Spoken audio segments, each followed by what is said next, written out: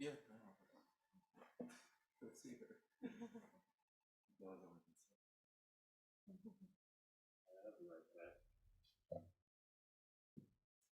This is the letter of the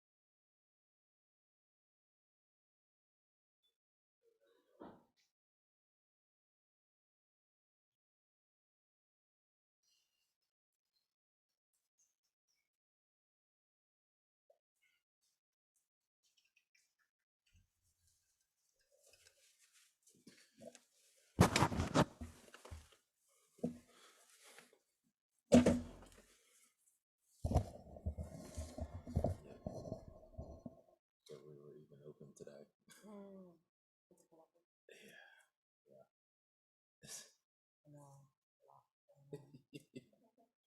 Yeah, some places are closed and it's open. We used to have it.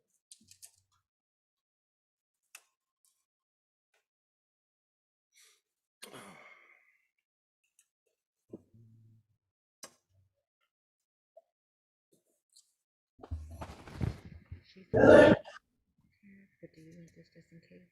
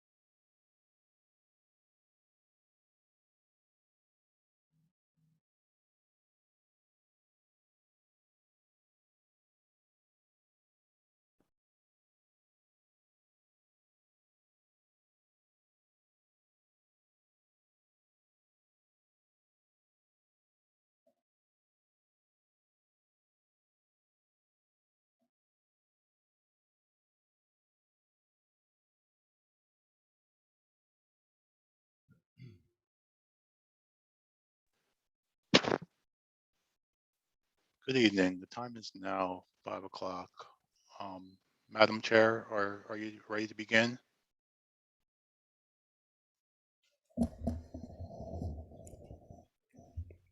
Johnson here. I'm ready when Chairwoman Walsh is. Believe she's on.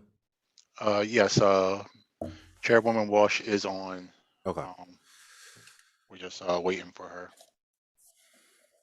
You want me to begin? Madam Chair, you can begin when you're ready. Well, All right. Councilmember Walsh, I can't see the screen, but I don't know if we have a quorum yet. We do have a quorum. Oh, we do? Okay.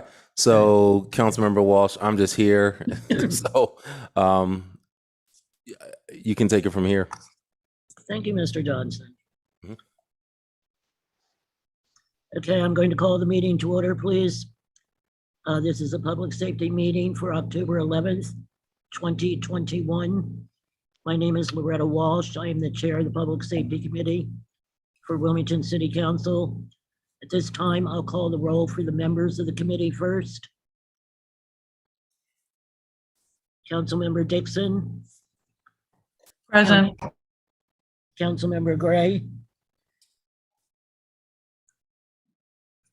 Councilmember Gray, I'm Councilmember. sorry, present. Thank you. Councilmember Johnson, Present. Councilmember Spadola, Present. Council President Congo. Here. Thank you. Other members of council who are in attendance?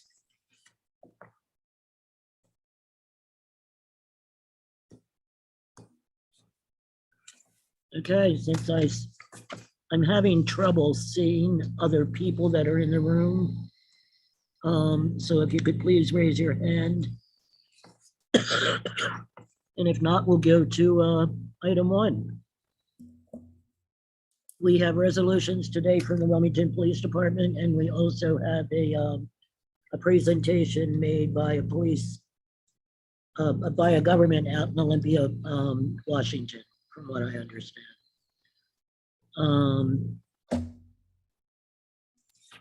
Okay, this is the revised agenda.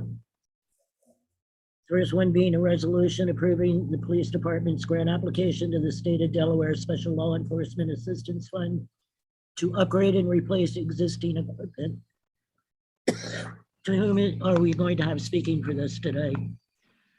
Good evening, Madam Chair, Police Chief Robert J. Tracy, and with me on this Zoom call in another room is Inspector Chuck Emery. Thank you, Chief. You can proceed. Okay, with the first resolution approving Police Department's grant application to the State of Delaware Special Law Enforcement Assistance Fund, which is SLEEF, to upgrade and replace existing equipment. This is a grant offered by the State of Delaware Special Law Enforcement Assistance Fund. Like all other Delaware law enforcement agencies, we are invited to apply for these funds each year. And we're eligible right now for $60,000 in funding. We propose to use these funds for 3 purposes. $18,000 will be used to upgrade the police department's existing crash data record equipment, which is utilized to collect crash data from vehicles when investigating accidents that have resulted in serious injury or death. The current equipment does not allow for a download of data from vehicles manufactured after 2019. $25,000 would allow for the purchase of 20 new police package bicycles for the use by patrol officers with WPD Special Operations Division, which replaced the aging fleet of bicycles that are now more than 10 years old and require significant ongoing maintenance. And $17,000 would allow for the upgrade of the mobile forensics equipment to enhance investigative capabilities. No matching funds are required. Chief, on the bicycles, do we keep those bikes for parts, or do you give them away to someone? Yes, we'll keep them for parts. We have our assigned motor pool operator downstairs that works on all the vehicles, also works on our bicycles with us. So he saves us a tremendous amount of money from having an outside vendor come in to help us with our equipment. Questions from council members?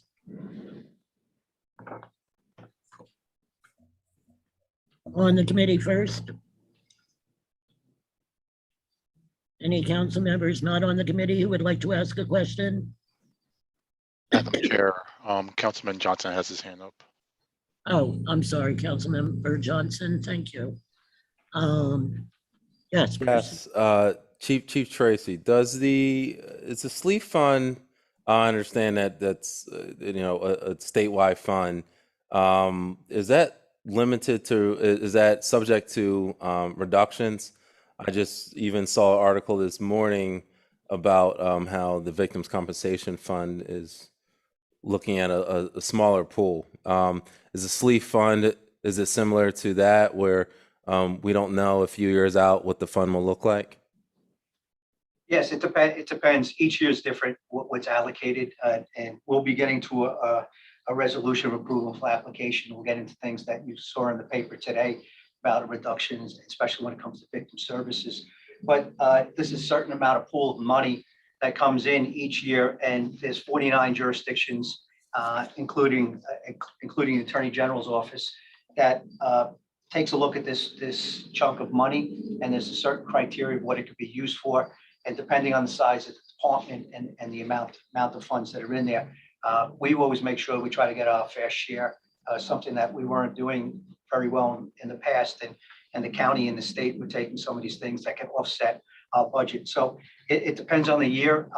I don't know if this year's being reduced, but I know there's other things that are being reduced right now. As I was reading today as well, when it comes to victim services. I serve on the Criminal Justice Council. There's a smaller pie that the Criminal Justice Council was talking about as far as things coming in.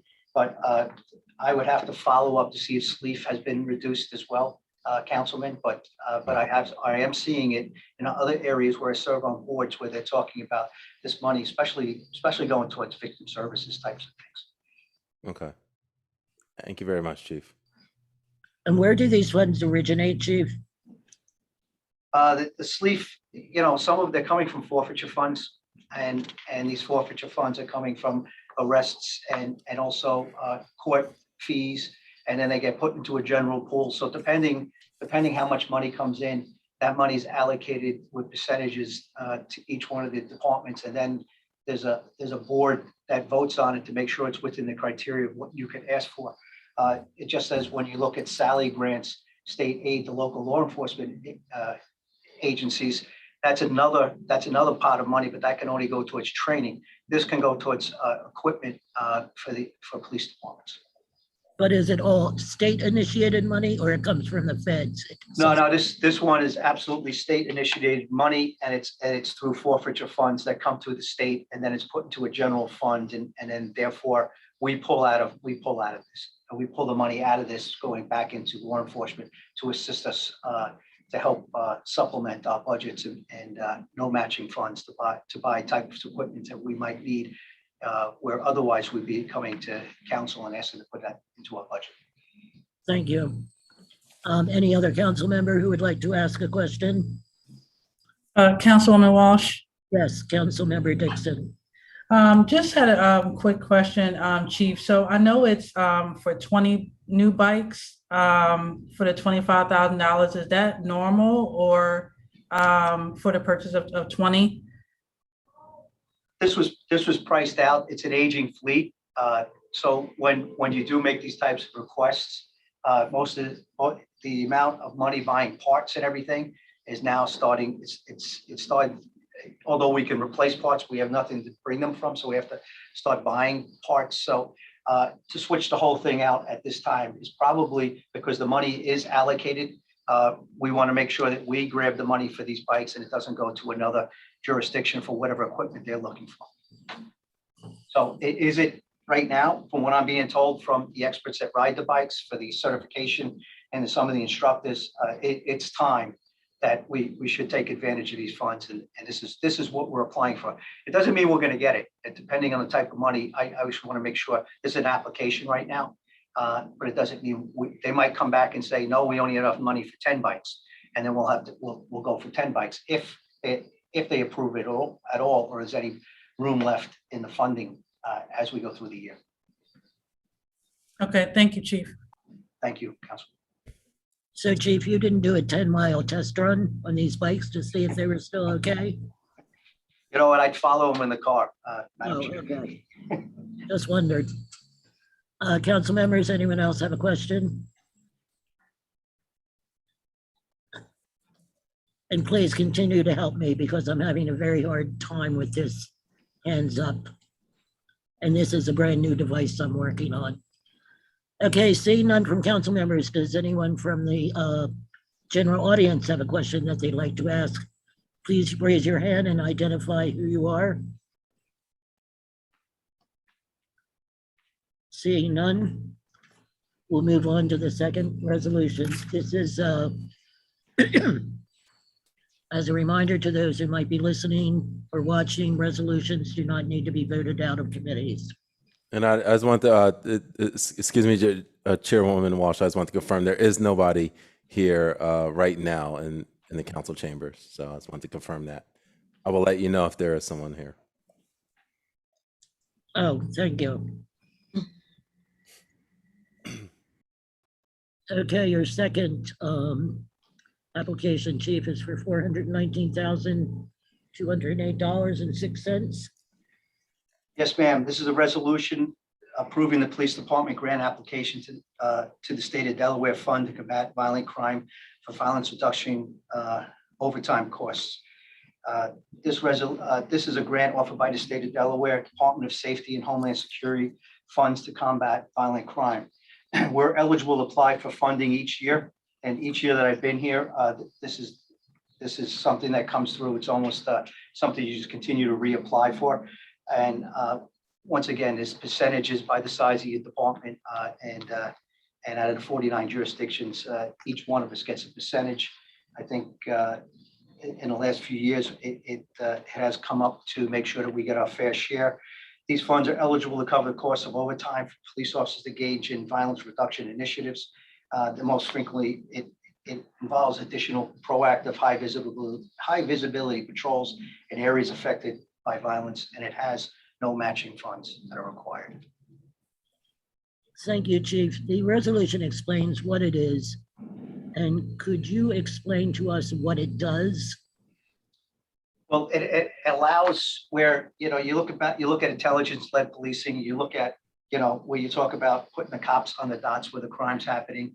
You look about investigative procedures of where we have the highest propensity for violence with individuals that in the areas where we're experiencing some of our violence. On top of our officers answering calls for service, I can help supplement these areas using this overtime where above and beyond our budget to make sure that I can have these officers at the times when we need them, when we're seeing trends or patterns in areas to service those areas, in addition to the straight time officers that are out there, so we can complement each other and enhance our crime reduction strategy. Council members, questions? Madam Chair, we have Councilwoman Gray and Councilman Johnson. Councilmember Gray? Thank you, Madam Chair. My question is, this is for overtime costs as part of overall violent crime reduction efforts. And there's a resolution, the last one, that's also for overtime costs as part of overall violent crime efforts. Are these for overtime that's been used in the past, or is this for overtime that you're projecting you're going to need in the future? This one's going to be in the future. And this is one that we apply for every year. Each and every agency in the state applies for this, and we use this in the future.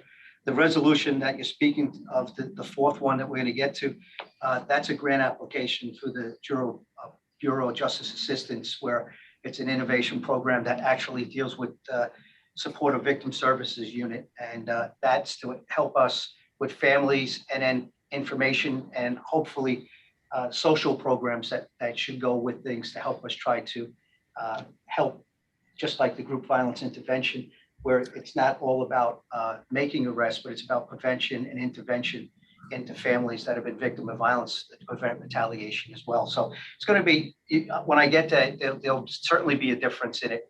This is basically used for future costs, and the other ones is for a program. Thank you. Follow up, Madam Chair. Yes, Councilmember. The other one says violent crime reduction efforts. So they both say the same thing. So that's my only question. They're saying this one is for the future and the one we're going to discuss later is for a different purpose, but they both are asking for money for overtime costs for violent crime reduction. I just want to be clear, there's both this violence reduction overtime. That's going to be under a different pot of money, which would be the Edward Byrne Justice Assistance Grant Program. And with that, that'll get into the cold case investigator. That'll get into the overtime for investigative types of overtime to make sure that we're following up on case management on these on this cold case program. Past or future? Yes, but doing different jobs. One's the Edward Byrne, looking at investigative, and the other one's going to be officers that you're going to see visible out on the street and working on violent crime. Okay, thank you. Thank you, Councilmember. Councilmember Johnson. Good evening, Chief Tracy. For the violent crime over the past, I guess I can only talk about your tenure, I guess from 2017 on. Do we have an actual way of tracking? I know we have the violent crime stats, but do we have it as is correlated to the overtime that we're getting? Because it seems like, I don't recall what the past 2 years have been, but it seems like we're increasing the overtime costs every year, but I don't know if the returns are as great. So is there a way you can chart this specific grant, what the amounts have been, and then, has violent crime, dropped a lot, or has it stayed even? Is this some stats I'm interested in knowing, and I think the public would like to know, so we can track the amount of investment that we're putting into this, whether we're getting our bang for our buck. Right, and one of the things you take a look at my first couple of years here is that what we're budgeted for and how much we spend. And we were getting the first couple of years after 2017, we looked at where we came under budget through our budget in the city, and we're also using this type of overtime. That in 2018 and 2019 we had 15-year lows when it came to violent crime. When it comes to last year, obviously unprecedented times with COVID, and also with the civil unrest and the residual effect that's still going into this year. Crime has spiked, not only not overall crime, but when it comes to shootings and homicides, it's spiked throughout the United States, where they've seen the biggest increases probably in the history of when they've been tracking shootings and murders throughout the United States. What I'm starting to see as we come to normalcy, which coming back into some type of normalcy, is that we can do the type of policing that we were doing in 2018, 2019, because we can start getting that calls between service and our officers back on the street, that in between calls for service, can start getting out of the cars. We're also been a department that was hit with numerous officers that came down with COVID. That actually affects our personnel strength, and also a lot of the things that last year we were using a lot of overtime because of the Democratic National Convention. We were looking at overtime because of the de facto headquarters of the future President of the United States last year. So we had a lot of things going on, and in a couple hundred protests that we were dealing with, and at the same time trying to keep the city safe. So last year is kind of hard to look at as far as where it's more of an anomaly. I go back to years past of where we were getting the bang for our buck. How we can do that, I can take a look at that and see if I can put something together and put back to the chair that might satisfy some of the things that you're asking, sir. So I don't want to be anecdotal here. It's kind of, I do have some things that back up what you're saying, but I just don't have those figures in front of me. But I can break that out for the Public Safety Committee and everyone else in the council, and that you can have to take a look at. But I believe this type of overtime is invaluable as far as supplementing what we're doing, and each and every day that I can actually target certain areas throughout the city. When I say target them to try to prevent retaliatory shootings, to make sure that the things were in the right places at the right time, and the trending places to get between these conflicts that are happening. And so far, if you look at, this year we hit a tipping point several weeks ago where now, we have less shootings. We're down almost 20% in shootings compared to last year. And if you look at our shooting incidents, in 2021. We're down from last year, and I talked about 2018 and 2019. Those are very low years, and I hope we start to swing back in them and improve on them. But from 2017, 2016, and 2015, we have less shooting incidents in this city right now, year to date. Okay. All right, Chief. Thank you very much. Thank you. Council members, any other questions from council? Councilwoman Walsh? Councilmember Dixon? Just to follow up to Councilman Johnson's kind of question. I also was thinking, Chief, as we're talking about, I think, and especially when you talk about the violence crime reduction, if there's a way to talk about that and how overtime is affecting those numbers, I think it for the public would be very important, primarily because they don't understand in some cases that the numbers are going down. A lot of folks still see that crime is still happening at a high rate, regardless of if it is at a 20% lower rate. So if there's any communications or information that we can put out to help with that, I think that would be important, especially as I saw the amount is like over $400,000 for overtime. So I'm just, the public is most likely going to access how their dollars, not how their dollars, but how the dollars are being spent when they feel like crime is still prevalent. Absolutely, Councilwoman. And we put out a CompStat sheet every week that goes up on our public safety website, and it talks about 7-day, 28-day, and year to date. It goes back 5 years to show exactly where we are, and then it breaks it out by citywide, by district, by sector. Each sector has 3 districts, and it kind of breaks it to a smaller pie of how each area is doing. That I have, not only is it online, it comes out every week, but we have our sector captains who now we're starting to get back into the community meetings that can talk about these things in their respective areas in the meetings that they're going to.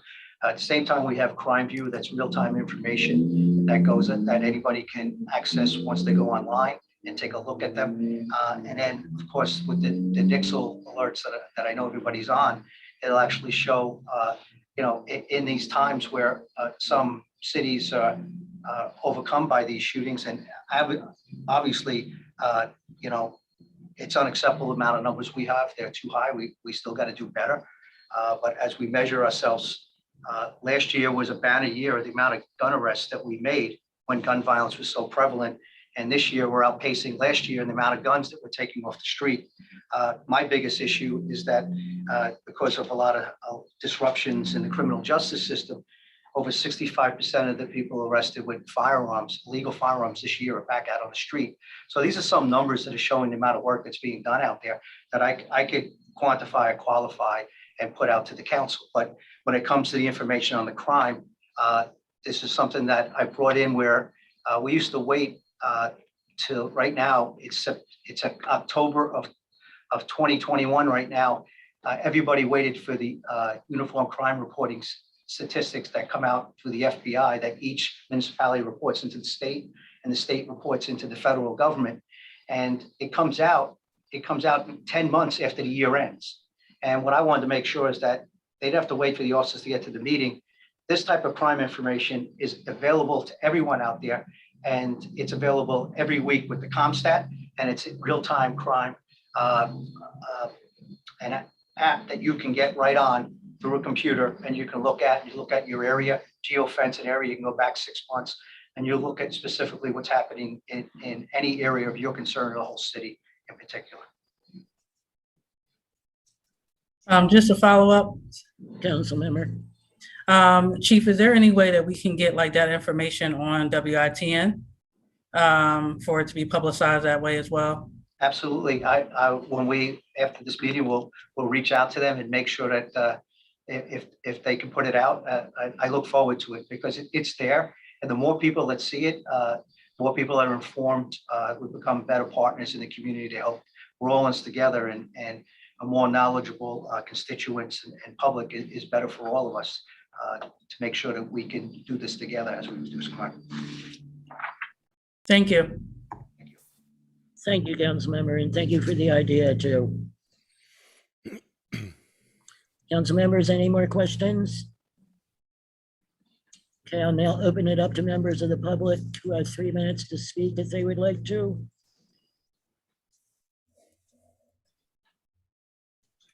Seeing no one, we'll move on to the next resolution.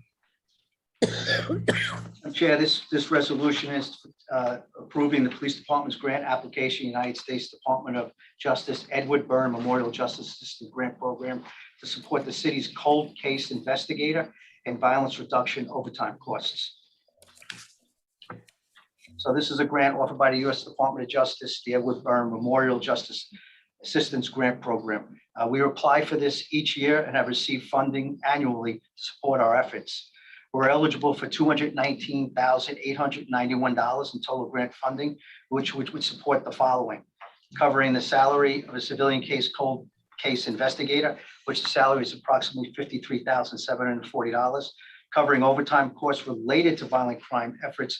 And these are really investigative efforts, and the grant covering both these functions. The salary costs are specific to the cold case unit. The overtime is used throughout the department to assist in these investigative processes. Chief, what is the, and it doesn't have to be right to the penny, but what is the salary for a civilian? It's $53,740, Madam Chair. And that's a full-time job? That's a full-time job.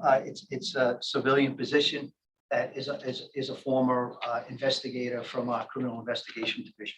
And do they get overtime? Ma'am, I believe I'm not sure if they get overtime in that civilian position. I would have to check on that. Yeah, So could you please? absolutely. Thank you. Other council members, Councilmember Johnson? Yes, Chief Tracy, and just kind of dovetailing from the previous discussion, if the department could provide a list of the cold case funding and how it has increased or decreased over the past few fiscal years, and then if we could look at the impact of cold cases. Because my understanding, I know last public safety meeting, there was a very in-depth discussion of cold case investigation. And from my understanding, it's not really effective or doing well. And, again, it's a lot of money out on the table that could fund alternative programs. So I really would like to see the numbers, and especially as we look at next year's budget, start crafting that in January. I would like to just see the effectiveness of the cold case investigator. Sure. Possibly it may need to be increased, or staffing may need to be changed. I'm not sure, but it seems like on council, we're not hearing about success in that field. So if you could provide that number, the numbers, it would be very helpful, and look at how the grant funding tracks that. Absolutely, Councilman. And I remember from our meeting when we reported out on it, it actually, we measure our effectiveness by clearance rates and the amount of clearance rates, especially with homicides, that we're higher than the national average. So they are showing success in what we're doing with this. And it also goes to sex assault kits, where previous sexual assaults or cold case with DNA, we're actually having tremendous results in making sure that we're getting every one of those kits tested, where some cities and jurisdictions are in a backlog. So I have said a lot of positive things. I think we talked about it. So there has been some success, and there continues to be success, and it really shows by the clearance rate. So we'll get you that information that you asked. Thank you very much, Chief. Any other council members have any questions on this one? Yes, I do. Councilmember Gray? Thank you. Yes, the presentation last meeting was very in-depth. And I think the feedback I got from the community was that the person looking into the cold cases was investigating a case from the late 1800s. I understand he was a police officer, and I can understand the interest, but they were saying, got a lot of feedback that his attention, and we shouldn't be spending our money on cases that are that old. And also, we didn't get information on, are you investigating cold cases that include rape or just, I think we were informed it was just homicides. So people they thought rape should be included, and they thought maybe this effort should be put forward more recent cold cases rather than the very old ones. And that was the feedback that I got. So in the information you give us, please give us the dates of the cold cases that he's investigating. Thank you. And we'll put that out again. And the cold case investigator that this grant is going for, he does cold cases on sexual assaults. So these are rapes. So this is exactly what we're looking at, Councilwoman, and we'll get that information over to you. Okay, thank you. You're welcome. Any other questions from council members? Any questions from any members of the public? Seeing no one, we'll move on to the next resolution. Yes, Madam Chair, this resolution approving the police department's grant application to the United States Department of Justice Bureau of Justice Assistance FY21 Byrne Criminal Justice Innovation Program to support the Victim Services Unit and the violence reduction efforts. This grant is offered by the U.S. Department of Justice Bureau of Justice Assistance through FY21 Byrne Criminal Justice Innovation Program, and a proposed grant funding an amount of $800,000 that will be used over a course of 3 years to support a broad cross-sector partnership that would be administered by the WPD as well as the Police Executive Research Forum, which is PERF, which is actually a co-applicant for this. This funding would support local efforts around violence reduction, including those involving WPD and criminal justice partners. This grant funding would also allow WPD to hire 2 additional personnel to augment the department's victim services unit, adding a deputy victim services coordinator and a victim services specialist.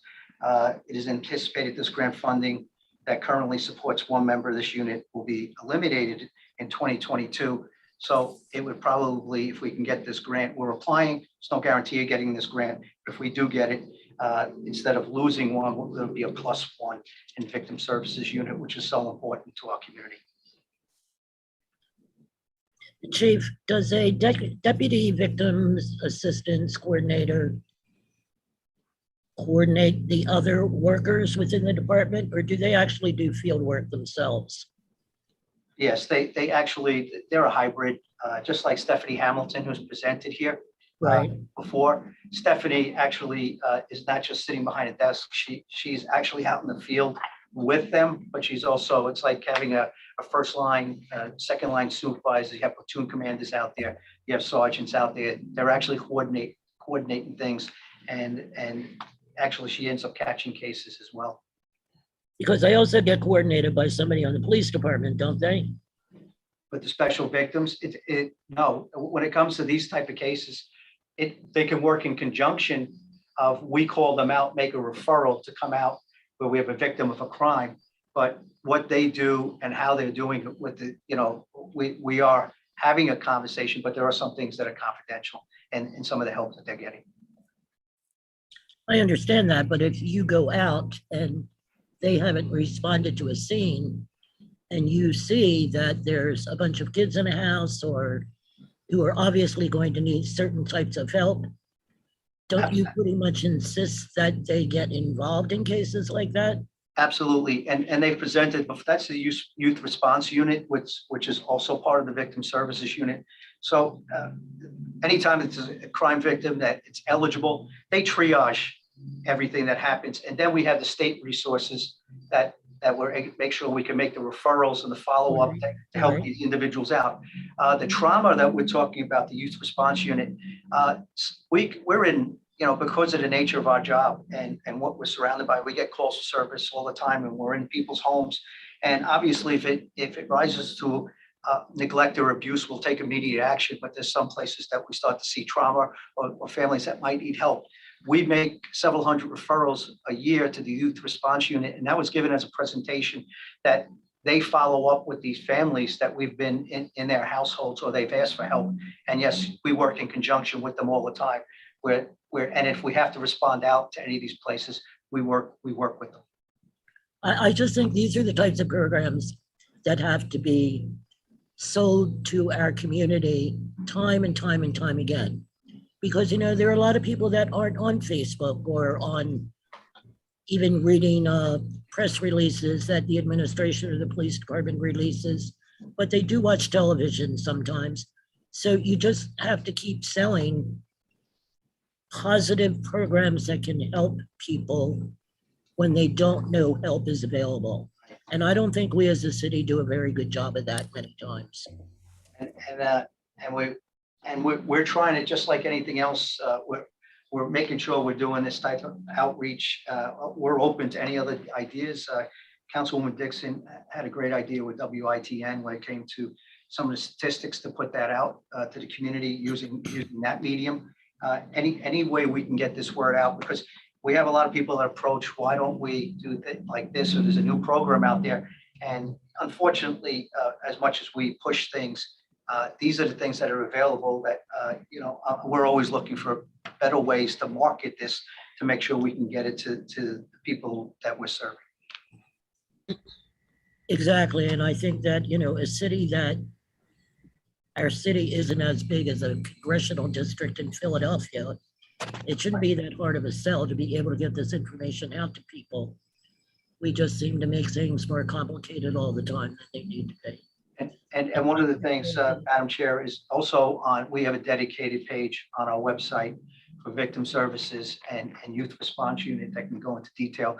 But, I do like the idea of WITN, and somehow after we talk about this, I think that's another thing that we can talk about to help get the word out and using as many mediums as possible to get this word out of positive, well, for things that are in trauma, but things that we could try to help them out of things that people are suffering from.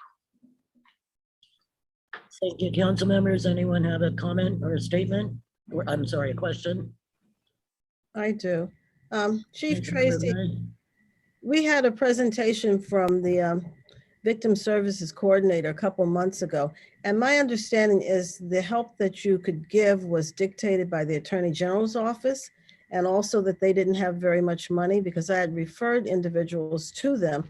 And I guess I and maybe the public need to know just what the services provide, because the person I referred had been a victim of gunshots. Note, damage to their property by random gunshots.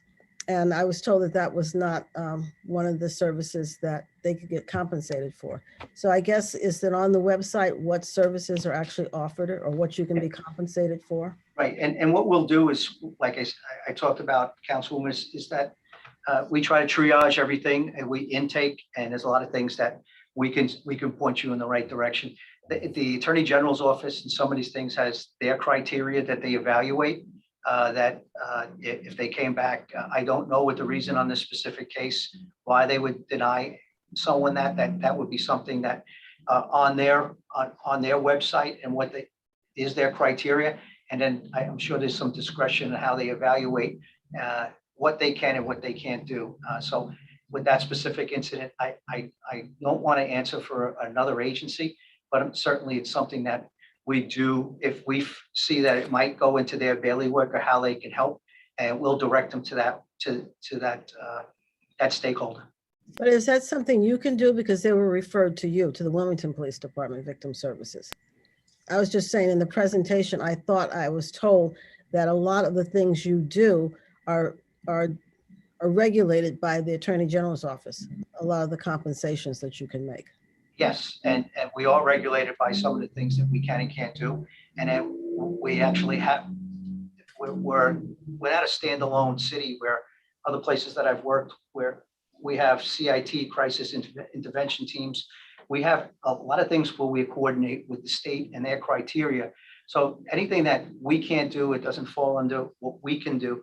We try to get them to the agency that can help them. And then it's up to the discretion of that agency going into the specifics of each incident. So The AG office limits us what we can do in some of the things, and in some of the things that if we have to refer them back, we'll try to work it out with them. I don't know about the specific incident. I don't know the details of the person that you referred, and anything like that where it comes as a crime victims fund. A lot of that or reimbursement does come through the AG's office. Thank you. Councilmember Gray, can I ask you a question on that? Yes. Because I had a family matter and I was not here for that meeting. Was this constituent asking you to put them on to somebody who would reimburse them to fix the damage that was done to their home? Yes, and I wasn't asking the chief about a specific. I just want, that was an example, but yes, that's what happened. Their car Because and I their didn't- home was Yeah, I damaged. didn't think Wilmington did that at all. I thought that came from the court cost and the court fines, which set up a different type of assistance to victims' funds. And That it's a was- whole where other would that animal be? that they had to get involved in. So Um, I just used to work with that agency a lot, The so. Victims Compensation Fund you're discussing, that's where they would have to contact for that type Yes, of, okay, yes. thank you. You're welcome. Thank you, Chief. Thank you. Council members, anyone else? Councilmember Johnson? I believe Councilmember Spadola was first, Madam Chair. Oh, I'm sorry. Yes, he is. Council, I can see it too. Councilmember Spadola. Thank you, Madam Chair. Good evening, Chief. Councilman.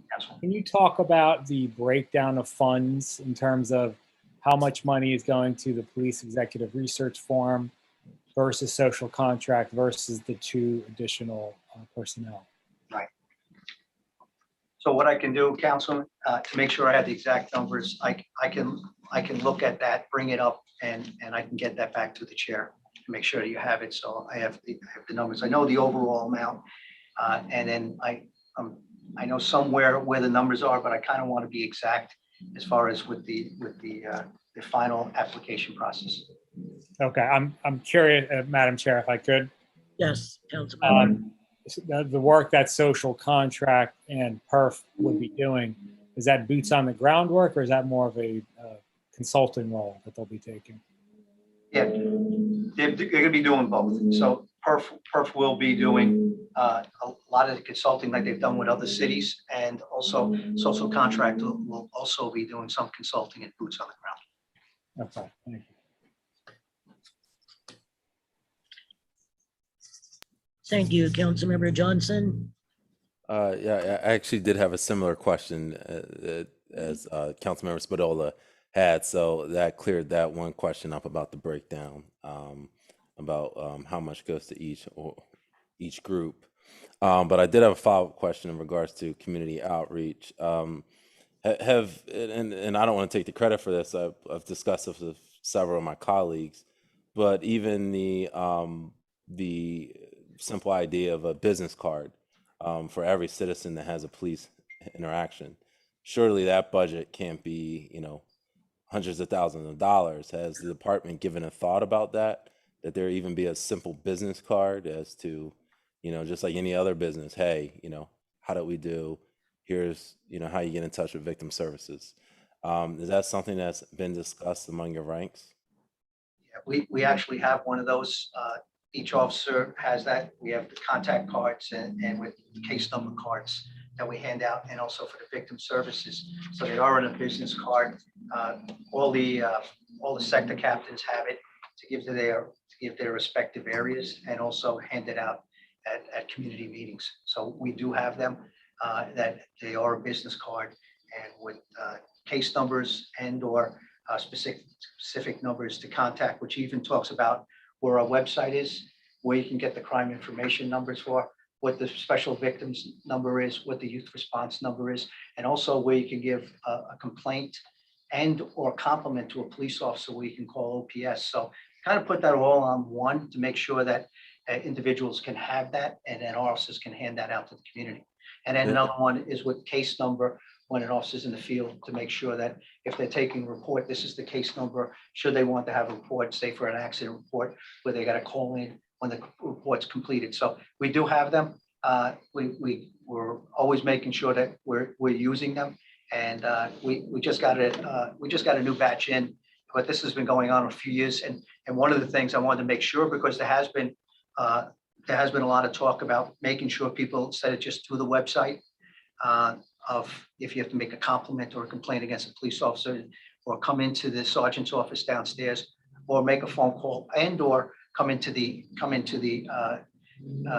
county building and make sure that there's a place for a drop off. We wanted to make sure everybody had that card, and we added that piece to the overall card to make sure that our public and our constituents who we serve can have all the information right on one little business card. And I have a follow-up question, Madam Chair. Council member. And thank you for providing that information. So that has existed, but in a sense, I'm probably my colleagues would feel the same, is that they're not being used. So has there been any discussion about actually including in the police directives that is mandatory, or it's strongly suggested that every police interaction, the card has to be given out? Because so far it's not in the police directives, right? Is it not in the police directives? Yeah, is there a requirement in police directives that a business card has to be given out at every police stop or interaction with the public? No, at our name, rank, and then it'll be on a summons if given out a summons. In specific incidents, we document it. But no, we're not giving out a business card on every encounter.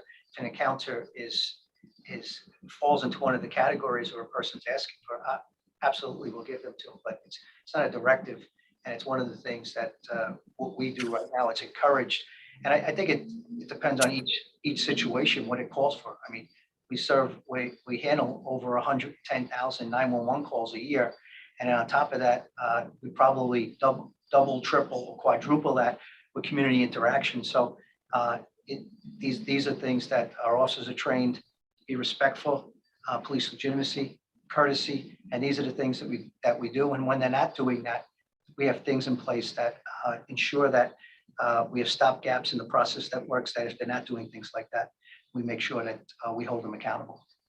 Okay, so and one final follow-up. So if someone is stopped by the police, is there and they're not arrested, a report number is not given, are they given a business card? If they're a victim of a crime or they want to make a complaint, I mean, I'm not sure what the question is, Counsel. We're not giving a business card out to every person that we encounter. Okay. And is the department open to exploring that? And the reason I'm asking, because we've had a lot of talk about stops, especially in regards to Black and brown males, and there's often a sense around the city that when encounters with police, they're not getting the right information. So is that something the police department is open to exploring, that every police interaction, a business card be required to be given out? We can certainly look at any suggestions, but right now, every stop is on a 911 call. Every stop is that we're recording our stops. We do paperwork to document our stops. And then if a person requests our name and or a badge number, we give that to them. Okay. All right, Chief Tracy. Thank you very much. Thank you. Councilmember Dixon. Thank you, Chairwoman. I just want to had a quick question around also some of the similar what Councilman Spadola and Councilman Johnson alluded to. But I was just wondering, as far as the breakdown, I know that there talks about the proposed funding would also support local efforts around violence reduction. What does that look like? And then how are we measuring the accountability practices around the funding that we do provide to these organizations? What does that look like, and how are they reporting back to the police department in regards to the violence reduction? All right, that was, I just want to make sure, but if we're asked about the community violence programs, one of the main goals is to help facilitate greater coordination amongst programs that work to reduce violence. And it usually starts with the numbers. This will involve evaluating programs and their strategic research-based approaches, and then formulating memorandums of understanding with these organizations and with the leadership, perf, and coordination with the governor's office at a state level. And the goal will be identify and connect various services to fill gaps in services provided to victims and those services designed to reduce violence. I mean, it will be evaluated. And a lot of times when a program like this, there's an evaluation process that measures us. When we were awarded the Smart Policing Grant a few years ago, where we were able to have the cameras pan and tilt at the same time when there's gunshot technology, we were the only of the 6 finalists. We were the only ones who awarded the full $700,000 grant that we talked about a couple of years ago in this public safety committee. And one of the costs goes to an evaluation process to see exactly, that's what some of them being paid for. There's an academic evaluation process that they put out, and some of them are surveys to the citizens and surveys to the police officers. How do we feel about what's being done, especially with cameras and everything? And that's some of the results that we should be seeing on some of these grants that we have, and the overall measurement of what's going on. And I think just when it comes to the cold case and some of the things we talked about earlier, there's clearance rates, there's amount of sexual assault kits that we're ensuring that we're following up on, and there's DNA that's coming back on some of these cases that, you know, some of the technology on some of these cases we didn't have before, that we're actually making arrests from years ago. Just to follow up, Yes, Councilmember. Chief, and then if there's also a way for us to, as you're going through the process, if you're awarded these funds, if there's a way for us to kind of continue on an update as far as like what's being done, how it's being done, so that we can also communicate that to our constituents. If any questions are asked in regards to the work that's being done, and in retrospect of the violence reduction. Absolutely, Council. We'll make sure we do that. Thank you.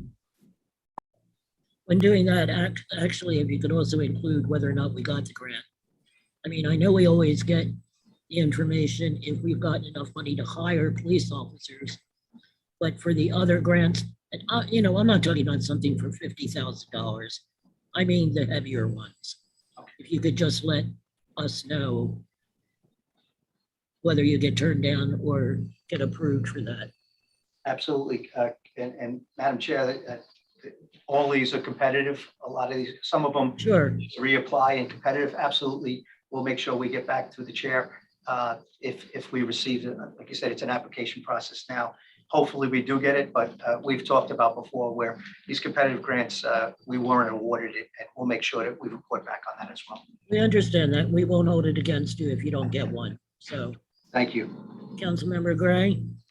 Thank you, Madam Chair. I have 2 points. First, I like the idea of handing out cards because I get a lot of complaints about people who've called the police for burglaries or car break-ins or vandalism, and they don't get the officer's name. And then they call me and they want to know who to contact about a report or follow-up. And so I think they forget, of course, on their part to ask the officer for his name or to read the badge. But I think it'd be a really good idea when the police officers go into someone's home to give them a card, to let them know who they can contact if they want further information. That's my input on that. And then the other thing is I'd really like an explanation of what the Police Executive Research Forum, a social contract is. I'm not familiar with the organization. I know we've been talking about it, but I just would really like an explanation of who they are and what they do. Thank you. Police Executive Research Forum is a nationwide consultant that has written a lot of white papers and has done a lot of studies. I actually worked with them in my former police department where we worked on use of force and de-escalation. It's just one of many things that they do as far as consulting throughout the United States on some critical issues. If you go to their website, there's just so many things to name on that, and what they're one of the foremost experts on what we're going through in policing at this time. Social contract is working with things of social services, group violence intervention, and they're an organization that works well with us as far as consulting. And to get part of this grant, you had to show what you were looking to do in this grant and who you'd be partnering with.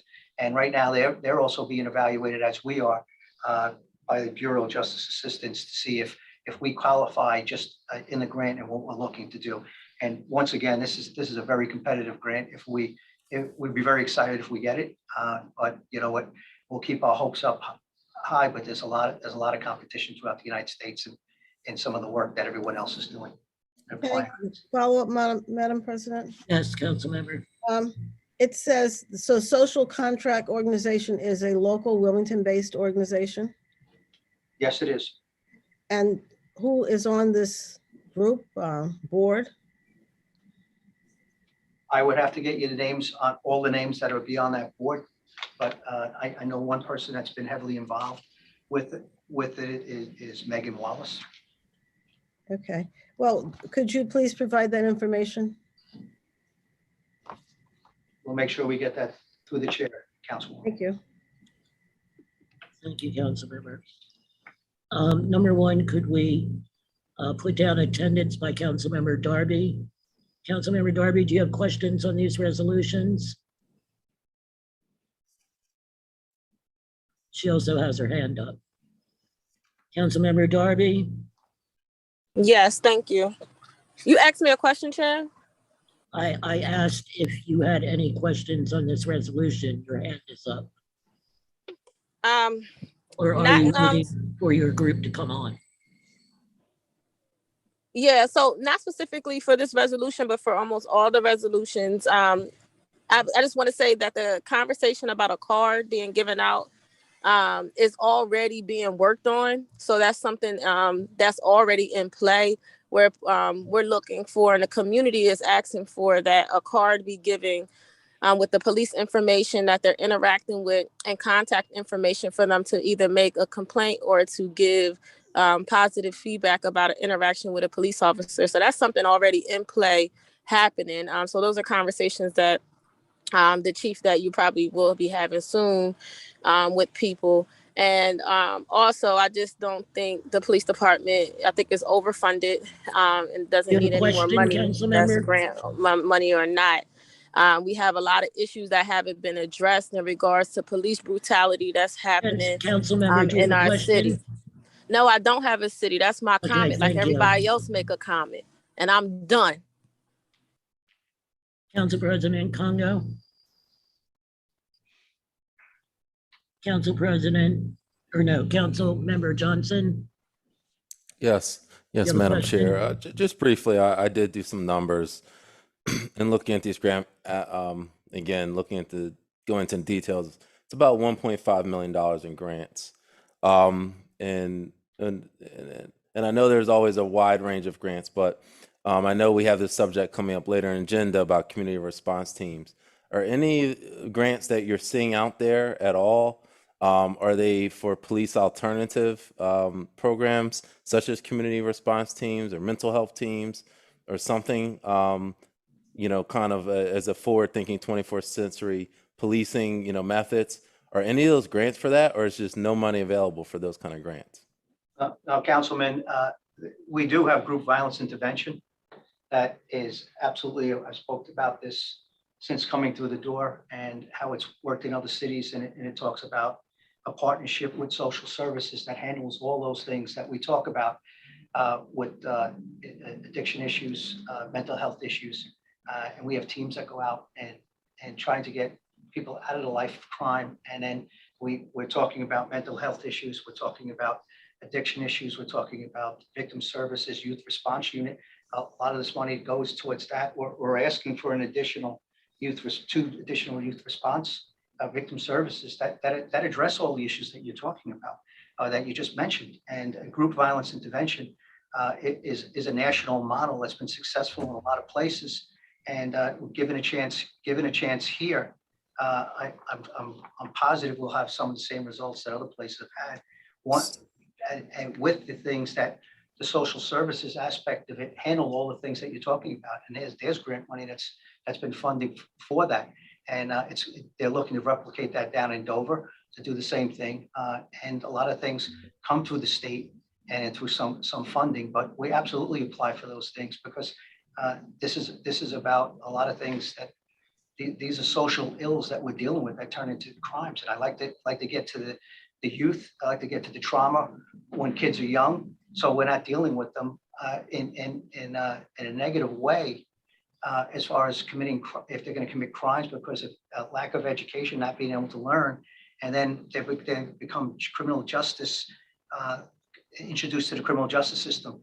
Our goal is to make sure that we never have contact. We want to make sure that we're good partners, and everything that we're doing is to try to make sure that we're not arresting people, and we're trying to make sure that we're reducing crime, and then we're trying to address all the issues you talked about. And there are grants that we would like to go with, and we partner with mental health specialists. We partner with addiction, substance abuse, and we're doing all those things, and we do apply for, and those are built into some of these grants that we're talking about today. Okay, and as a follow-up, Chief, regarding Is this a group violence question, council member? Hmm? Is this a question? Yes. Is group violence intervention, are you always re-examining numbers from other jurisdictions, specifically High Point, North Carolina? Well, when it comes to group violence intervention, John Jay College of Criminal Justice is also the academic consultant. So we work with them to make sure that the integrity of the program that we're applying is making sure that it's applied in the right way. And we look at all other cities to see if we have to adapt, what are the things we need to do, where there's technical assistance. And when we saw things last year where we couldn't bring individuals in because of COVID, and we were starting to see where we started victims of gun violence with our youth, especially juveniles, it was going up exponentially last year. We adjusted our group violence intervention to do custom notifications to make sure we can do outreach to the families of these juveniles and to see what services we can give them to make sure that what is happening in that home to help contribute to this. And we started doing that mid-year last year when we started seeing the spike. And a lot of the efforts that working with the juvenile courts, working with the Attorney General's office, working with the court commissioners, and we adjusted the group violence intervention, which hasn't been done, in the United States. And people are looking at us. What did we do and how did we adjust? Because we're seeing the violence at 16 and 17-year-olds. And we made sure that we made that adjustment because you can't bring juveniles into a group call-in. So we adjusted, and we did that. We did that through, the oversight of the National Network of Safe Communities that oversees all these things, which includes High Point, North Carolina. So we're always looking at who's doing what, how can we do it better? We're always doing after-action reviews to make sure that we're following best practices. If someone's doing it better, we're certainly better take a look at that and make sure that if it can be applied here, let's apply it here if it's applicable. And those are the type of things you have to do. You have to be able to adjust. You can't be rigid, Councilman, and you got to be able to be flexible in some of those things that we're doing. And right now, if you take a look at, although it's still too high for juveniles compared to last year, we're down. Chief, we're down 60% in juvenile shooting victims this year versus last year. And we're down every year for the last 6 years, except for 2018. Thank you. Thank you very much, Chief. Thank you. Council members, any other questions? Does anyone from the public have any questions? See no hands raised before we end the resolutions. Just a reminder. Madam Chair, Yes. we do have one member of the public. Oh, I'm sorry. Could you please announce who you are? Hold on. Unmute. Hello, can you hear me? Yes. Okay. Yes, my name is Michaelina De Jesus. I'll try to be quick. I do have 3 questions. Yes, you have 3 minutes. Okay. All right. Chief Tracy, I met you when you first came on board at a civic association meeting, and I'm going to ask the same question that I asked. And your response to that time was it does take some time to change any culture. And what we were addressing was some of the police, how they respond to the citizens. And complaints being filed in that process and things not coming, being addressed. How can the community know when they do put it in that complaint? And this is the same question I asked for you when you first came in, and maybe I'm just not clear, but how do when one does put in the complaint, how can they follow up to know what consequences or what happened, or, you know, to keep track of this, to make sure that they can ensure, you know, whatever the consequence may be is applied? So I'll hold that question. I do have that. Let me just get my other questions out real quick, if you don't mind. Also, when it Well, comes I to, do want to tell you that this is not like a general questioning of the police chief. This specifically. no, and that's okay, because when I'm Okay. just, okay, all right, I'll move forward. Good. Okay. When it comes to the community review board, do you plan to include do you plan to include a community review board, you know, when you are talking about addressing community response teams or funding community response teams? And that can also go with that last comment that I just said. It can include a lot of things. If you can make room in that grant to fund, you know, qualified people from the community to review where these funds are going. But one real important question is, and I just don't have complete understanding. I was notified from the mayor in a meeting that he funded $200,000 just this year to a organization called Cure Violence. When I looked up Cure Violence, it was like a nationwide consultant thing, like you're saying, but with a group violence initiative, and it was a model plan to address some of the gun violence, you know, in our city. And when I looked at further, it looked like that was then changed to Ceasefire, who was ran by former Bobby Cummings, former Chief Bobby Cummings. What is Cease Violence? When I look at it, it comes from Detroit.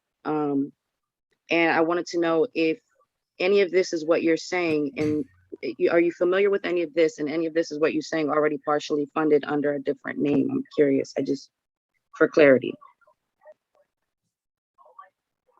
Thank you, Chief. Right, I just want to, we have three questions here. How do we know about a complaint? We had Commander Lieutenant Paul Cyber, a couple of public safety committee meetings, I think a couple of months ago. He went through the whole process. So when you make a complaint, however you do it online, when you hand it in, you can go to the city county building, you can hand it in the sergeant's office, you can make it online, or you can fax it into a fax number. When you do that, you will get a call from a person in Office of Professional Standards. And then on the complaint that's signed, you will have a disposition of the case that will be sent back out to you in a notification of what happened with that case. When it comes to community review boards right now, I know there's things that the state legislature is looking at right now. Law Enforcement Bill of Rights, it does not allow for that to happen right now, and I know there's a lot of discussion over that. So I think we have to wait to see if that hurdle's cleared, and then we can get into some of the specifics. There's several models throughout the United States. And then thirdly, with the $200,000 with the Cure Violence, Ceasefire, Group Violence Intervention, they're three different things. Group violence intervention, I've talked about this. I don't want to extend this, so I'm going to go very quick. Group violence intervention talks about bringing all the gang members or group members in. They hear the same message, and it's one of its, you got to put the guns down, stop the violence. We care about you, want you to be a valuable part of the community. Even I'm your police chief as well, and I want to see you guys succeed. It comes up moral voice of the community, talks about what happens to the community, the moral fiber when you're involved in this type of violence, and then what it could happen to family members and what you leave behind should you be injured or killed, or you kill somebody. And then the last piece is the social services that we talked about. That's very expansive, and how to if you want help, how can we get you that help? And we have a lot of providers through the state and local non-for-profits to help them with that. When it comes to Ceasefire or Cure Violence, those type of operations, they're more about interrupters that are on the street. that try to make inroads, possible someone that is out of the life of crime, and then trying to intervene in actions before they happen and word on the street, and that they can intervene on that. And one's a Detroit model, one's a Gary Slutkin model that was in Chicago. But the one that we're using is the group violence intervention. And it doesn't mean it couldn't coexist or actually work with the interrupters. Should we have a cure violence or a ceasefire type of thing, but it actually can complement each other, but we got to make sure we're communicating. Thank you, Chief. If council members would like also, we can put together a special council meeting to address this whole issue if members of the committee would like. And where we would stay on issue for this subject only. Because I'm not going to get into tangents when we're here to discuss resolutions that are before us. And also we have guests from another state who are already waiting to do a presentation. So if council members would like to do that, to have a special meeting where we just discuss this, I'll be more than happy to hold that. Councilmember Gray. Yes, thank you, Madam Chair. And yes, I would like to have a special meeting to discuss that because the program that Mr. Cummings is running, I'd like to discuss that because I've gotten feedback from people actually in the program or who have been in the program. So yes, I would like to discuss these issues at a separate meeting. Thank you.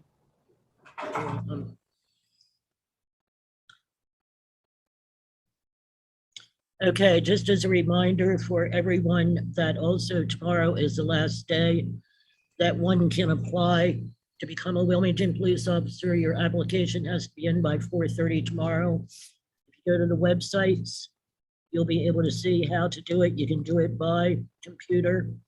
And, you know, being a police officer, I was thinking about this the other night. It's a little bit like being a member of the jury. If you're that passionate about it, maybe you want to try it and not send that jury notice back and say you can't serve and always be one of the critical ones rather than one of the ones trying to find answers to the solutions. So we do have guests here this afternoon. Thank you, Chief, for today. We do have guests here this afternoon who would like to do a presentation for us. And Councilmember Darby, I'll turn it over to you since you were the one who made the request and invited these folks to appear here.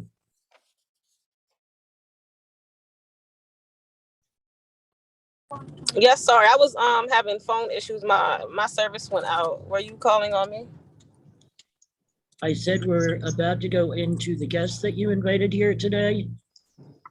So if you would like to give an opening as to why they're here and what they're going to discuss. Yes, thank you. So good evening, everyone. I'm Councilwoman Darby. I represent the 2nd District. I invited Olympia city representatives. So we have, this should be their mayor here and their police, their chief of police, and Ann Larson, who runs their program there for their community response team. So tonight we were supposed to have an invite out. I see that they left, was our own police chief. Chief of police was supposed to be here and a representative from the mayor's office. Do we have anyone representing from Wilmington Police Department or from the mayor's office to have this discussion? Because we invited them. Who invited them? Daniel Walker, our chief of staff, and Marshall, our legislative person, director. They were supposed to be here tonight to be a part of this conversation. A mayor and a chief of police from another state decided to be here. Why don't we move forward? Number one, staff does not schedule speakers for a committee hearing. Staff does that through the chair. And so why don't we move forward so we can get the information from these folks? Okay, so I just want to confirm that they were invited and no one showed. So we could start the presentation. Yes. Or you did the inviting, are you going to introduce them and? Yes, Ann Larson, she will be doing, I just named her. Ann Larson, she will be doing the presentation. So she should be starting. So I don't know if WITN needs to connect with her to get the presentation up, but I don't have her presentation to put up to share on the screen. She is I think connected. the WITN. She is connected. I sent the presentation to somebody this afternoon, Maribel. Okay.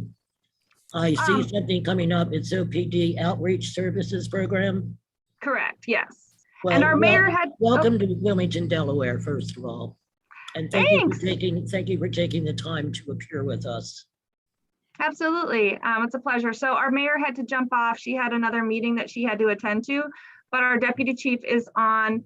I just want to ask before I get started, how much time, or do you want for this presentation? When does your meeting normally end? I don't want to. We'd like to keep presentations from 10 to 15 minutes tops. Okay. Oh yeah, that's no problem. Okay, and then do you want to jump in and ask questions while we're going, or do you want to wait until the end? I think it would be good to wait until the end. Okay, so I'll talk really quickly since you all will be able to have this presentation, and you can always follow up with me, or I included the mayor's contact info at the end of it, or you can always follow up with Deputy Chief Costello. But like Councilmember Darby said, my name's Ann Larson. I'm a civilian employee at the Olympia Police Department. And I'm going to just give a quick overview of our outreach services programs at the Olympia Police Department. So next slide. So the Olympia Police Department has two outreach services programs. We have our crisis response unit, which is based off of a model from Eugene, Oregon called Cahoots. And then we have our Familiar Faces program, which employs formerly incarcerated individuals to work intensively with folks in our community that have a lot of contact with traditional first responders like law enforcement or fire. And in 2019, we won an award for the Association of Washington Cities on these two programs. And that's just a picture of a couple of our team members along with two of our walking patrol officers. Next slide. So just a quick overview about the city of Olympia. So we have a population of 54,000. We are the state capital. So pre-COVID, our population would grow during the day when state workers would come to work. Our police department is 111 employees, and that includes civilians and corrections officers. We have a small municipal jail here in the city of Olympia. We are a college town. We have a historic downtown area, and we are a majoritively white community. So this is just a quick org chart of what our outreach services look like at the Olympia Police Department. So there's myself, and then there's our crew team. We have 2 crew leads, and then we currently have 4 community responders, and we're expanding to a total of 9. These are folks that have come to this work from all sorts of different backgrounds and educations. We also have a designated crisis responder, which is a person that can put an individual on a 72-hour hold. So that's a contract employee here at the Olympia Police Department. We are partnering with our local hospital to have an RN right around with our teams. And then we've got our Familiar Faces outreach specialists. Next. So the goal of the crew team is really to divert folks from jail or the hospital. So we respond to calls for service due to poverty, behavioral health, substance use, medical, and disability. We transport people all over the system. We have 4 vehicles that we transport people with throughout the community, and we transport out of county. We transport all up and down the I-5 corridor. We respond with the police department, but the majority of calls we respond independently, and I've got some slides on that. We also respond with the fire department often because a lot of times folks are really complicated and they have medical and behavioral health and substance use all bundled up in one. And really what we're trying to do is divert calls to service from our police department. Next. So in March of this past year, all of the crew team members became civilian employees of the Olympia Police Department. Previously, they were contract employees. A big part of that is pay equity. We really wanted to make sure that our alternative first responders were being paid comparatively to other traditional first responders. And the best way to do that is to give them some pretty good jobs with awesome salaries. Each team is made up of 2 crisis response specialists. All the members of our team bring a really diverse background. We have a 62-year-old crew team member. We have a 28-year-old crew team member. We have females, we have males. We have a lot of different lived experiences among those as well.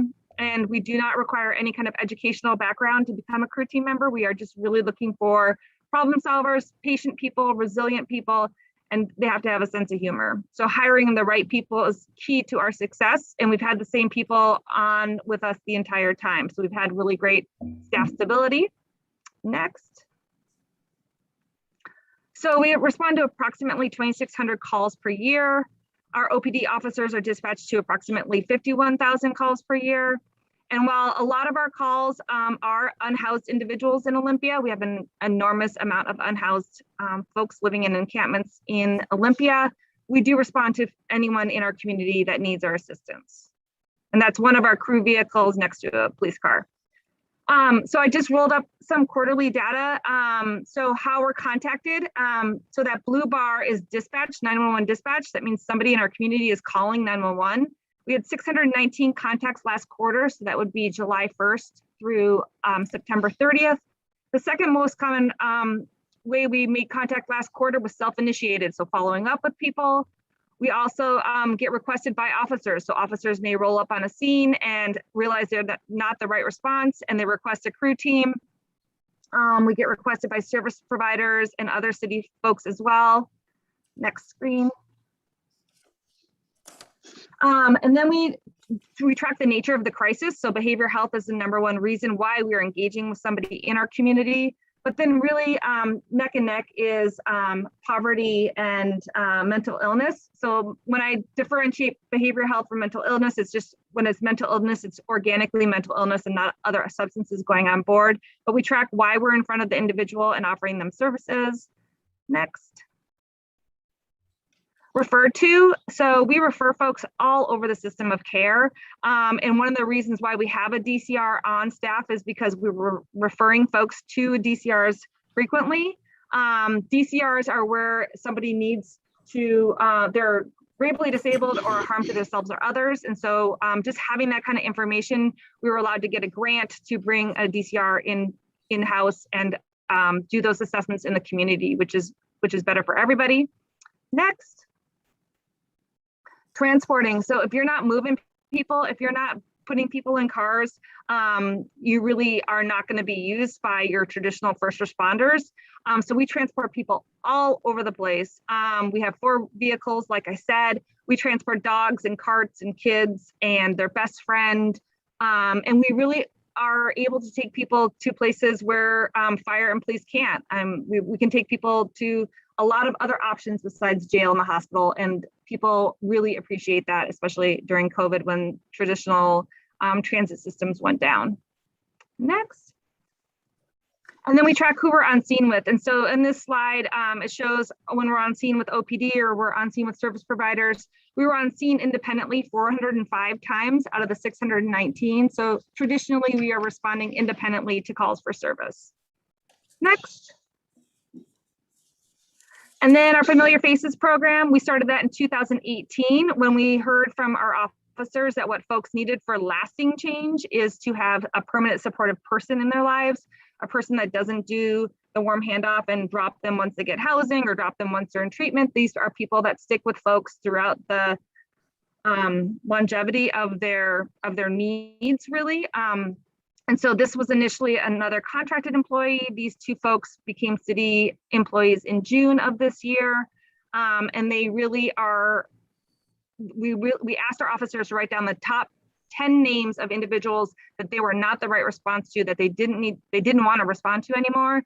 And that's how we created our initial Familiar Faces client list. Next.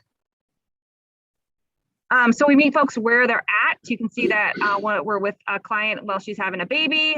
We were with a client while he was in jail, in their homes. Really, we are there wherever they are. We're showing up and we're connecting with them. We are their family. Oftentimes, we are their pretty much everything. Next. And we do long-term case management. So we understand that people are going to go to treatment and relapse, and they're going to go to treatment again and relapse, and they're going to get kicked out of their Oxford house, and they're going to get back together with a not great person in their life. And so we stick with people throughout their time with us. We don't expire. We don't quit people. And that's really a big part of our success with this program. Next. And obviously we need to connect folks to tangible supports. And one of the greatest things about hiring formerly incarcerated people is they understand both the system, both ends of the system or both sides of the system. And so really these two, our two peers, their phones are like worth millions of dollars because they've got like the inside on who can get what done in housing, treatment, courts, you name it. So really providing tangible supports to the folks that we serve. Next. And we just started collecting data for this program as well. So it's just really these kind of data sheets and this kind of data information is super great for the team because they can see their work, but also great for our counsel. So we track the encounters for this team. The next one, we track the primary service type. So you'll see social supports is huge. Like people need social supports in this world, mental health. We track secondary supports, which is the next one. We track referred to. So we work really closely with our medical providers and housing providers. You'll see Providence is number one, which is why we got that nurse to kind of join our teams and offer community medicine to divert from the ER. Transport provided, you'll see on the next one of their where they're providing transport. Oh, I've jumped around. Supplies, and then transport is the last one. So just keeping track of all that information is really important when you're reporting back to your counsel or your funder. Next. So here's a budget, and you'll have this slide. So both of these programs started in 2018. This is just the last few years and then projection of the budgets. We did pass a public safety levy in 2017, which pays for myself and the majority of these programs. So it's a property tax levy lift. And so we have this money for forever. And then the Citizens of Olympia passed the Home Fund in February of 2018, which funds supportive housing. So really like understanding that you need a response and then you need long-term planning was the way the City of Olympia approached really their growing unhoused population. Next. So really the goal of both of these programs is to just reduce the negative interaction with OPD and other emergency services. And, you know, I know every town is very different. And so what we're doing here is maybe not like a checklist for what needs to happen in your town, but there are definitely maybe nuggets that every town or police department can employ. Next. And I think one of the greatest things that we've learned as a police department, and I'm sure that Deputy Chief Costello will affirm, is that hiring folks that with lived experience has been one of the greatest cultural changes on both sides of the badge at OPD. And we really truly believe that change people change lives. And that's a picture of Keith and Melissa. And then their mugshots from, a few of their mugshots from when they were formerly incarcerated. And I think that's it. Next. And then that's it. That's our contact info. I know I probably talked like a fire hose, but I wanted to give you all plenty of time to ask questions of myself or the Deputy Chief. Thank you, and that's amazing how quickly you can talk and still be understood is my point. So thank you for adhering to our time restraints here a little bit. Councilmember Gray.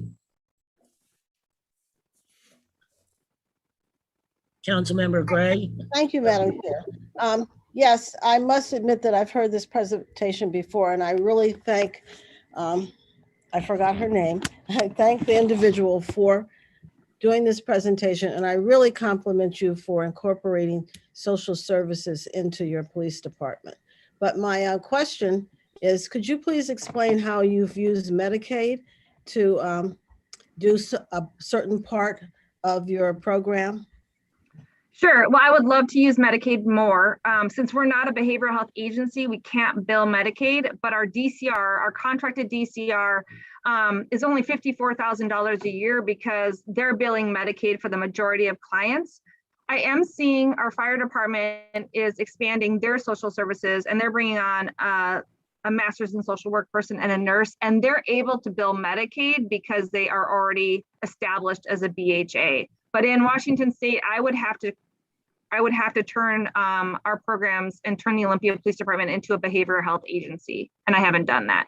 But if you can figure out how to do it, you'll get the bang for your buck with Medicaid.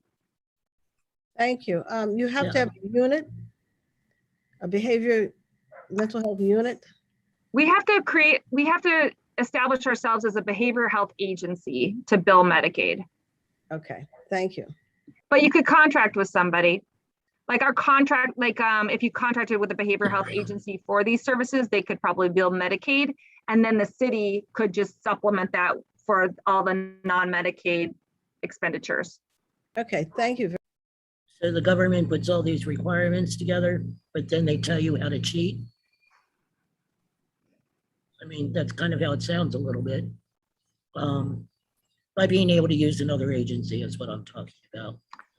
Because our fire department tried to do that in the past. Oh. And they were told that they were not allowed to bill. This was not from our government. This was from the people in power who said they were not allowed to bill medical agencies or the state or public funding. But that was a while ago. Maybe things have changed. Maybe if they offer basic life support. I know our fire is transitioning over to doing BLS transport, and that they're doing a study right now to see if they can bill for Medicaid. So maybe with Medicaid expansion. I'm not the Medicaid expert, so Councilmember Johnson. Yes, Ms. Larson. And first and foremost, I appreciate you taking the time to spend with us. It definitely is a lot of information. I have a lot of questions, but I will be brief right now. I guess it's just the overall question, making sure I have the numbers right, is based on your organizational chart. So about 15 members out of the 111 member force is part of the CRS unit. Is that correct? So we're expanding, we're hiring right now. So ultimately we'll have 11 crew team members. Then we'll have the designated crisis responder, the nurse, and the 2 outreach folks. So yeah, about 13 to 15 folks working in like that outreach kind of umbrella of the police department. Okay. Excellent. And specifically in regards to sex workers, I didn't notice any breakout for sex work. I imagine is part of the programming that you have that you specifically work with victims of sex trafficking and sex workers? Yeah, sadly, very much so, especially with our encampments. And so one of the greatest breakdowns in getting that work to be successful is the relationships that our female crisis response unit folks and our familiar face employee Melissa have built with females in our community that would have never reported before. And our biggest issue in Olympia is finding safe shelter for sex workers. So we oftentimes are sheltering them in hotels until we can find and get them connected to domestic violence advocates and shelters. Okay. And lastly, if I may, Madam Chair. Yes, go ahead. In terms of, I'm not sure the timeline of your program, but what are the biggest, I guess, speed bumps when you first begin the program? Is it the 911 aspect or is it something else? You know, it's funny because, you know, I am a person that doesn't remember, like I have a bad pain memory threshold. So like, I love to like try to remember. It's probably a blessing and a curse. But in the beginning, I was really stuck on wanting to do a true cahoots type model. And I don't know how much you all know about the model in Eugene, but it pairs an EMT with a crisis responder.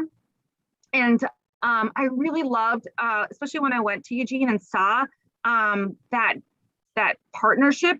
Like when somebody's in physical pain and somebody puts hands on them and is compassionate and taking off their sock and offering like really compassionate medical care, you see those other barriers break down, and you can kind of you have an opening into behavioral health or substance use kind of conversations. And so I was really like wanting that combination. And just the way the state of Washington is set up is that EMTs can only work for a fire department. They can't work for a hospital or a nonprofit. So I was like, kind of like, I couldn't get over that. And then once I like got over it, like you adapt and you figure out like, well, let's partner with a nurse, or like, let's get creative here on how to do what you want to do without like trying to like I was just like, oh, it has to be exactly like Cahoots. Just really figuring out your own community and figuring out how you can work around certain roadblocks was that, like how we got through that. Perfect. Thank you very much, Ms. Larson. Yeah. And you will be hearing from me more as well. Great. I'd love to come out and visit y'all. Thank you. We can arrange that, and we'll get you to meet the mayor too. Councilmember Dixon. Thank you, Chairwoman. Just a quick, one comment. Just thank you again for the presentation. This was great as far as information in regards to how you guys are wrapping around services and to making it more of a social impact in that arena. Also, just had a quick question around because I know you're doing a lot, and it seems like a lot of pieces have been put together in order to make this happen. How long did that process take, like overall, in order to get all the pieces to fit? Yeah. So I got hired on April 1st of 2018 with the sole purpose of creating the crew team. We didn't know that was the name of it at that point, but that was my sole job at that point.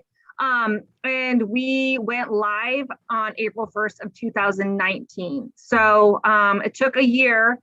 We did community forums with our businesses, community forums with our advocates separate so that people could feel safe to like voice their ideas and concerns. I did a ton of work with our officers, so surveys and ride-alongs. And then we went out to proposals. So like I mentioned, originally we went out to RFP, request for proposals, and we had agencies apply.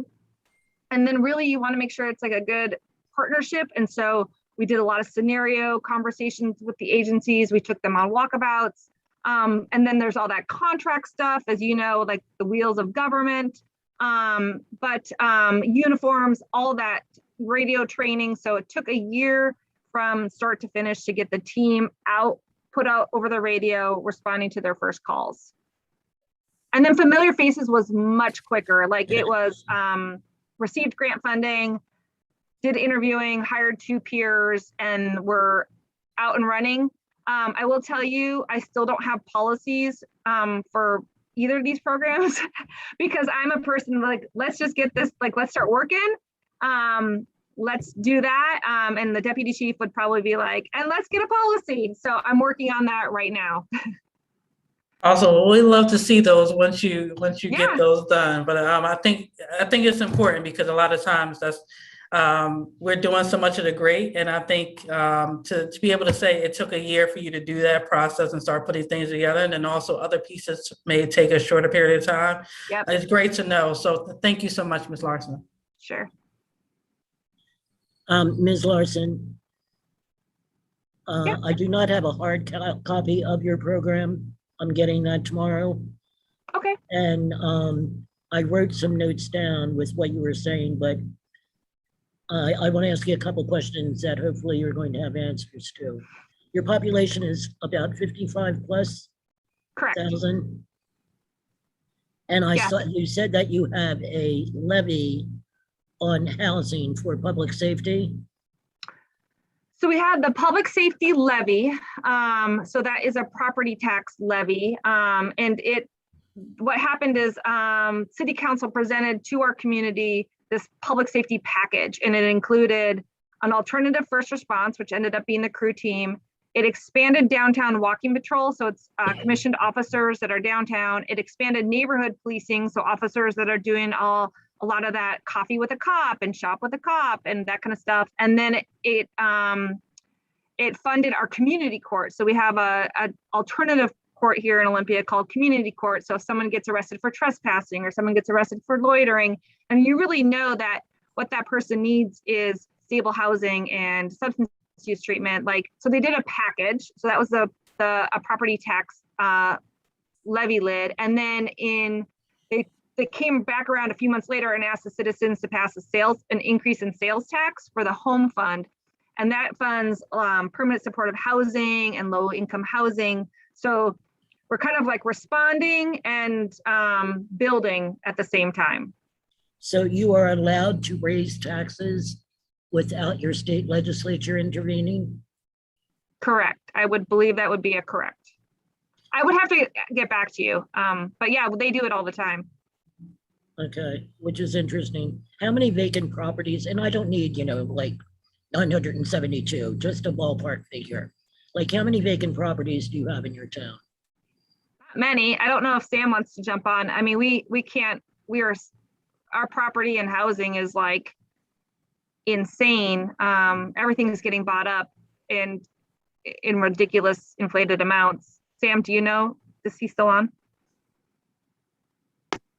I am on. I can't give you an exact figure. I think retail space is obviously came and went. COVID killed a bunch of businesses in Olympia like it has nationwide. That's very much the same here as it is everywhere else. But property itself is what is driving this. And so it's more development. It's not redevelopment of property that already exists as much as it's development of property that is undeveloped right now. And when you have the capability of doing the taxes, are there different taxes for different classifications? Like, is commercial taxation higher or lower than residential? Yes, commercial, yes, and yes, commercial taxation is different than residential in Washington State. It can be by law. And the question that you asked earlier, our legislature doesn't require. There's a percentage, and I can't tell you exactly what it is. It varies based on the legislative session, that local jurisdictions can raise property taxes for very specific things, and this was one of them that fell into that. So it's not like in Washington you can just generally raise taxes without the consent of the legislature, but for small and incremental things in very specific areas you can do so. Thank you, that's helpful.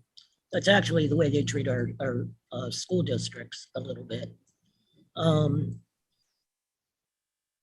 And social service. Do you have a lot of Section 8 housing there too? We have a fair amount, yes. Which are, how many non-taxable properties do you have there?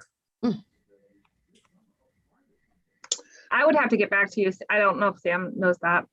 I'm not sure I have it. I'm not sure that I have an answer to that specifically. I would say that probably proportionally in comparison to more dense population areas, probably less, considerably less. And most of it's multi-housing in one section of the city. But it's probably very, very small in comparison to more dense populations. And do you tax churches and schools and things like that? No. Okay. Yeah, if you could let me know your those numbers, I would really appreciate that.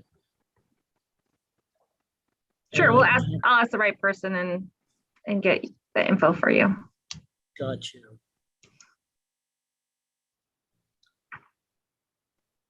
Okay. Councilmember Gray, did you have your hand up? Yes, thank you. I just wanted to thank Eugene Organ again for this presentation. And I was going to ask you to comment on community court, but you did bring it up. I think you brought up the Civilian Alternative Response Program also. Is that the one that deals with poverty? So both of our teams are civilians, and the crew team is civilian first responders, so civilians on police radio, which I think that there really is like only a handful of departments across the country, maybe two, that have civilian first responders on police radio. Okay, thank you. And I'd like to thank Councilwoman Darby for doing this. It's been very enlightening. Thank you.